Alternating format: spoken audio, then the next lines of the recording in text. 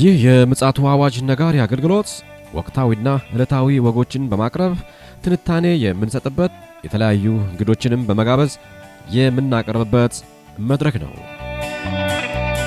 አዘጋጅ ይልቃል አስራት።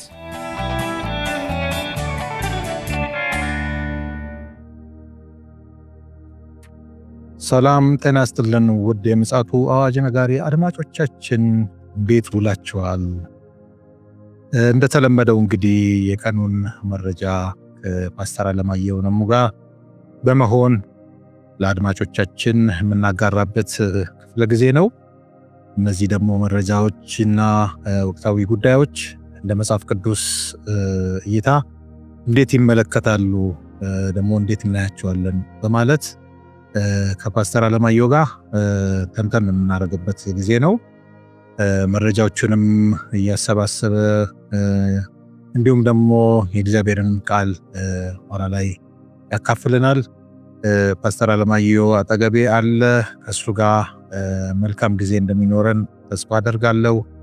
ይልቃል አስራት ነኝ ከዚህ ከምጽአቱ አዋጅ ነጋሪ አገልግሎት።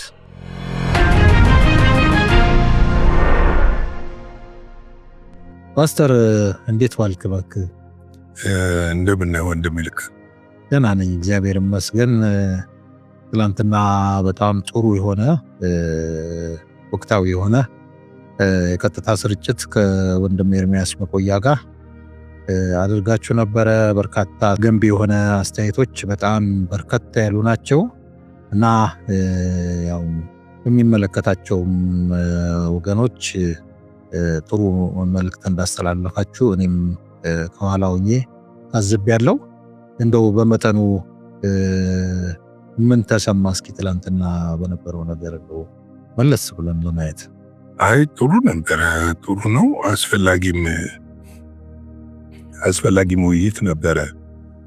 ምክንያቱም በየጊዜው እንደዚህ አይነት ነገሮች ኢትዮጵያ ውስጥ እየተነሱ ሲከሽፉ ተመልክተናል። መክሸፍ ብቻ ሳይሆን ለግለሰቦች መጠቀሚያ ሆኖ ተመልክተናል እና ያ እንዳይሆን እንዳይደገም እውነተኛ ንስሐ በምድሪቱ ላይ እንዲመጣ ለማድረግ እንግዲህ እኛ እንደ ግለሰብ የራሳችንን ምልከታ ለመጠቆም ሞክረናል። እንግዲህ ሌላው ድርሻው ደግሞ ይህንን ራእይ ተቀብያለሁ፣ ድምፅ ሰምቻለሁ፣ መልእክቱ ደርሶኛል፣ ስለዚህ ማድረግ አለብኝ የሚለው አካል ደግሞ መደረግ አለበት የሚለው አካል ኃላፊነቱን ወስዶ እየተንቀሳቀሰ ያለ አካል የነሱ ኃላፊነት ይሆናል ማለት ነው።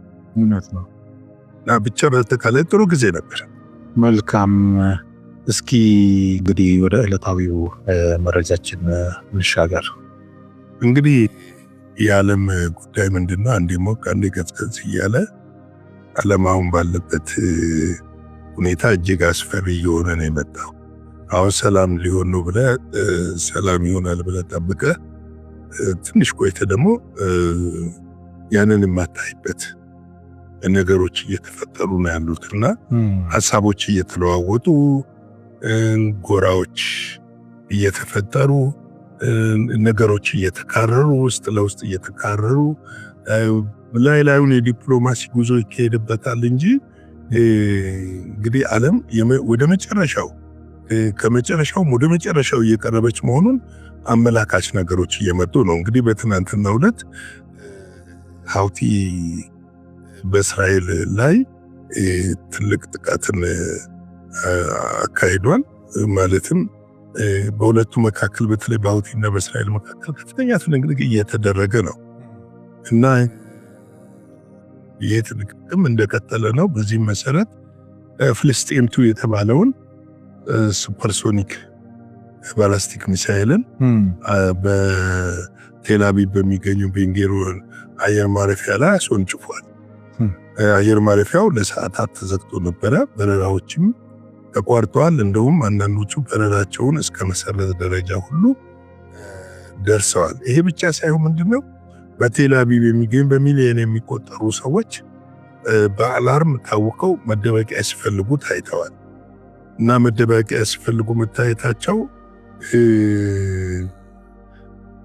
ምን ያህል ስጋት እንደሆነ ፍርሃቱ ምን ያህል እንደሆነ ህፃናት አሉ፣ ትልልቆች አሉ፣ አዛውንቶች አሉ፣ አረጋውያን አሉ፣ ወጣቶች አሉ። ሁሉ ሲራወጥ ስታይ እንግዲህ እዛ ውስጥ ራስህን አስገብተህ መመልከት ነው ምን ያህል ስጋት እንደሆነ እና ይሄ ምንድነው አውቲ ያለው እስራኤል ጋዛ ላይ የምታደርገውን ጥቃት እስክታቆምና ጋዛን ለቃ እስከምትወጣ ድረስ የበለጠ አጠናክረን እንቀጥላለን ያሉት።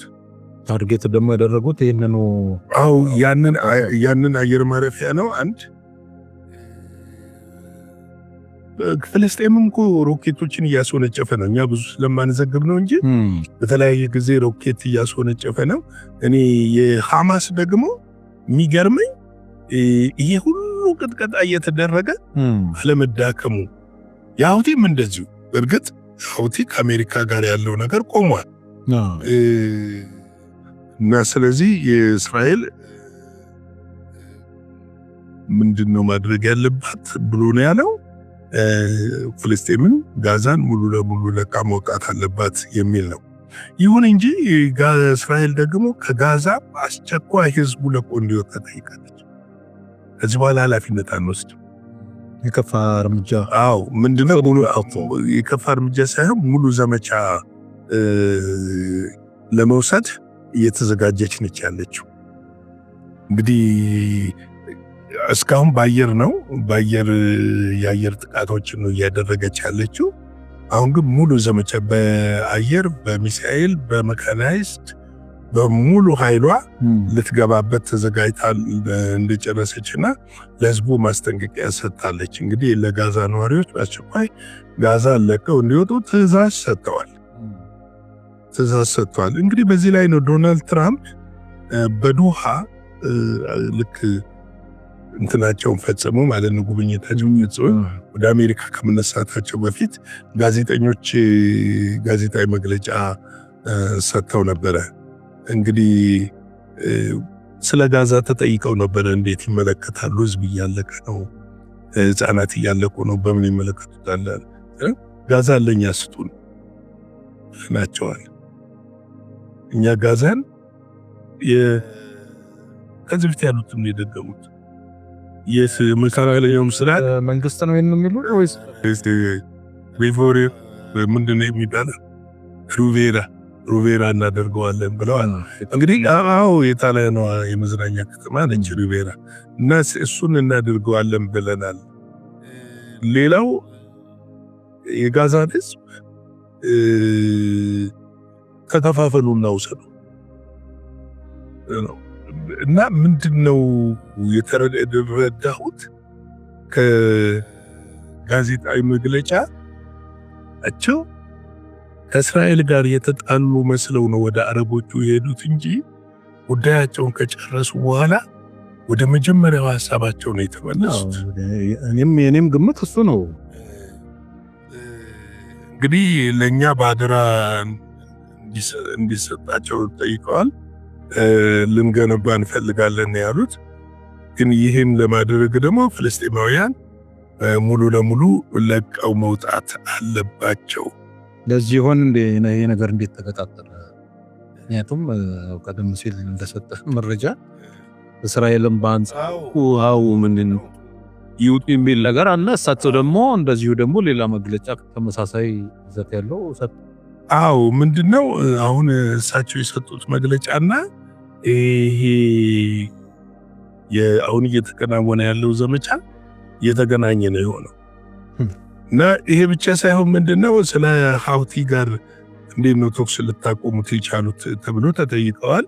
ከሀውቲ ጋር የመን ሀውቲ ጋር ተኩስ ያቆምነው በቀይ ባህር የሚያልፉ መርከቦች እንደማይመታና እንደማይነካ ቃል ገብቶልናል፣ ቃል ሰጥቶናል። እስካልነካ ድረስ እኛም አንነካውም። ነገር ግን እስካሁን ድረስ ምንም አይነት ጥቃት አልደረሰም።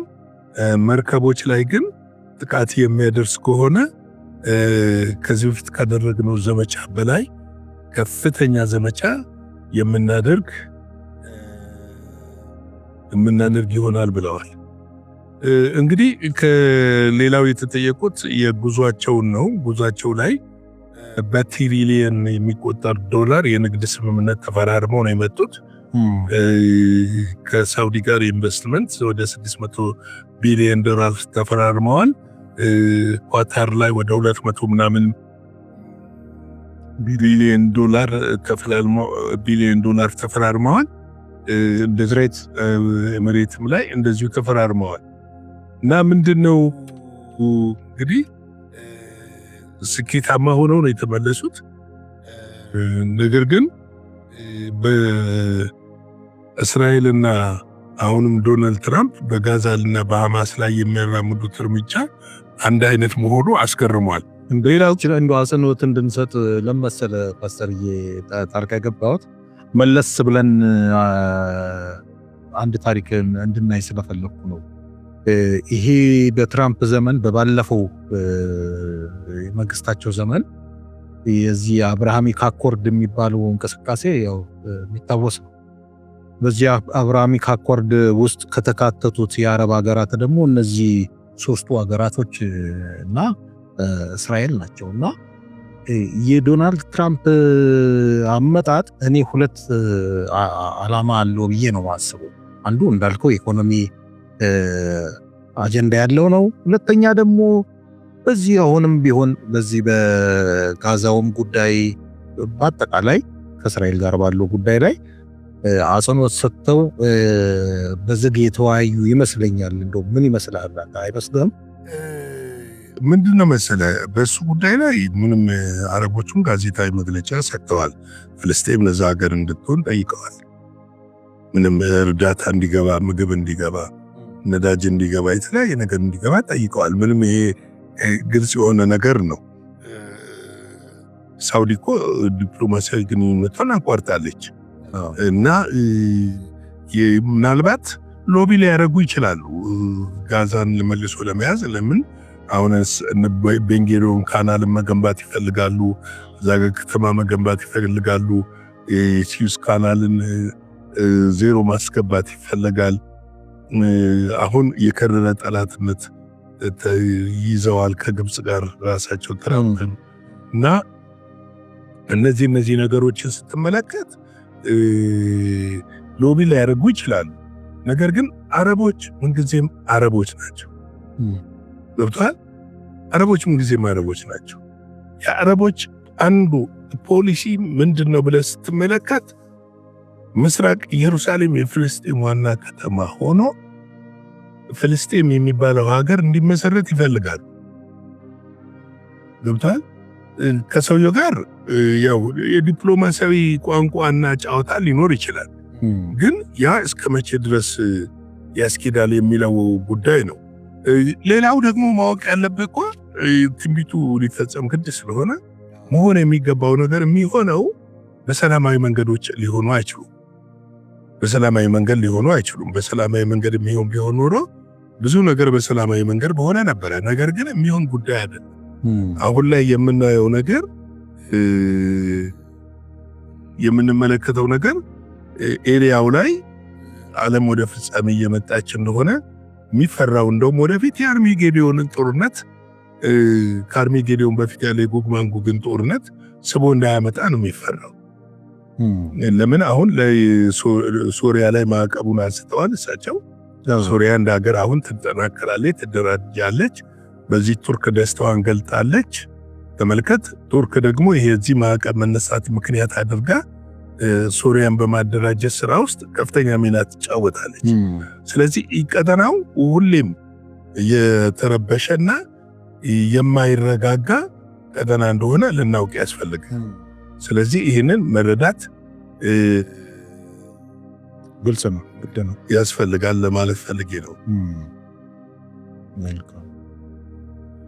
እንግዲህ አንድ ትንሽ የእግዚአብሔርን ቃል እንካፈልና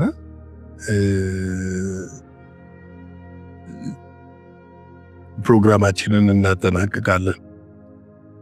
ገላትያ ምዕራፍ 1 ከቁጥር 1 ጀምሮ ላንብበው የምፈልገው ክፍል ያለው 4 እና 5 ላይ ያለው ነው። በኢየሱስ ክርስቶስ ከሙታን ባስነሳው በእግዚአብሔር አብ ሐዋርያ የሆንኩ እንጂ ከሰው ወይም በሰው ያልሆነ ጳውሎስ ከኔ ጋር ያሉት ወንድሞች ሁሉ ወደ ገላትያ አብያተ ክርስቲያናት ከእግዚአብሔር ከአባታችን ከጌታችን ከኢየሱስ ክርስቶስ ጸጋና ሰላም ለእናንተ ይሁን። ክፉ ከሆነው ከአሁኑ ዓለም ያድነን ዘንድ እንደ አምላካችን እንደ አባታችን ፍቃድ ስለ ኃጢአታችን ራሱ ሰጠ። ለአብ ከዘላለም እስከ ዘላለም ክብር ይሁን አሜን። ክፉ ከሆነው ዓለም እንግዲህ ዓለም አሁን ክፋት እየጨመረ የመጣበት ጊዜ ነው። ሰው ራሱ እንኳን አጠገቡ ያለው ሰው ማመን በማይችልበት ደረጃ ላይ የዓለም መልክ እየተቀየረ ነው ያለው። ሌላው ሰዎች በዚህ በፖለቲካው ዓለም ስንመለከት ተለዋዋጭነት እጅግ የሰፋበትና ፖለቲከኞች የሆነ ሰነድ እንኳን ከተፈራረሙ በኋላ የማይተማመኑበት ዓለም ውስጥ ነው ያለው። ነገ ምን ሊከሰት እንደሚችል የማናውቅበት ዓለም ውስጥ ነው ያለው። ምክንያቱም በጣም ዓለም ከዳር እስከ ዳር ከምስራቅ እስከ ሰሜን ከሰሜን እስከ ደቡብ ከደቡብ እስከ ምዕራብ ተወጥራለች። የተወጠረባት ዓለም ውስጥ ነው የምንኖረው። ነገር ግን እኛ ተስፋ አለን ስንል ዝም ብለን አይደለም። ከእግዚአብሔር ከአባታችን ዘንድ የላከው የልጁ የክርስቶስ ኢየሱስ ክፉ ከሆነው ከአሁኑ ዓለም ያድነን ዘንድ እንግዲህ ክፉ ከሆነው ከመቼው ከአሁኑ ዓለም አሁን ካለንበት ክፉ ዓለም ያድነን ዘንድ እንደ አምላካችን እንደ አባታችን ፍቃድ ስለ ኃጢአታችን ራሱን ሰጠ ይላል። ሰጥቷል። ሊያድነን ነው። የታመነ ነው። በቃ ዳዊት እንኳን በብሉይ ኪዳን ምድር ብትናወጥ እኔ አልፈራም ማለት፣ ተራሮች ወደ ባህር ልብ ቢወሰዱ እኔ አልፈራም ማለት ምንድነው ያመነው ብለን ብንመለከት እግዚአብሔር ነው ያመነው። ሊያድነው የታመነ እንደሆነ ንጉሥ አርጎ የጠራው የቀባው እግዚአብሔር ሊያድነው የታመነ እንደሆነ ያምን ነበር። ዛሬ ደግሞ እኛን ሊያድነን ከኛ ጋር አለ፣ አብሮናል። አዎ ክፋት አለ ዓለም ላይ። አዎ መጥፎ ነገር አለ። አዎ ነገ ምን እንደሚከሰት አናውቅም። አንዴ በጎርፍ፣ አንዴ በእሳት፣ አንዴ በመሬት መናወጥ፣ አንዴ በጦርነት ዓለም ፍዳዋን እያየች ነው፣ መከራዋን እያየች ነው። በዚህ ውስጥ ግን የጠራን እግዚአብሔር አለ፣ የመረጠን እግዚአብሔር አለ። ደግሞም እንደተናገረው ይመጣል፣ ሊወስደን ይመጣል፣ ሊያድነን ይመጣል። የዓለም ክፋቷ እኛን አይውጠንም። እኛም ግን ማድረግ የሚገባን ድርሻ እንዳለ ልናውቅ ያስፈልገናል።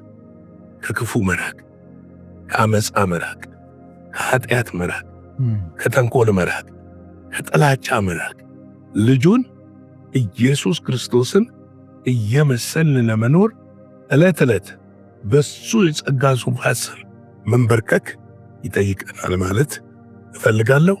ላይክ፣ ሼር፣ ሰብስክራይብ አድርጉ። እና አገልግሎት እንግዲህ አብረን እናገልግል።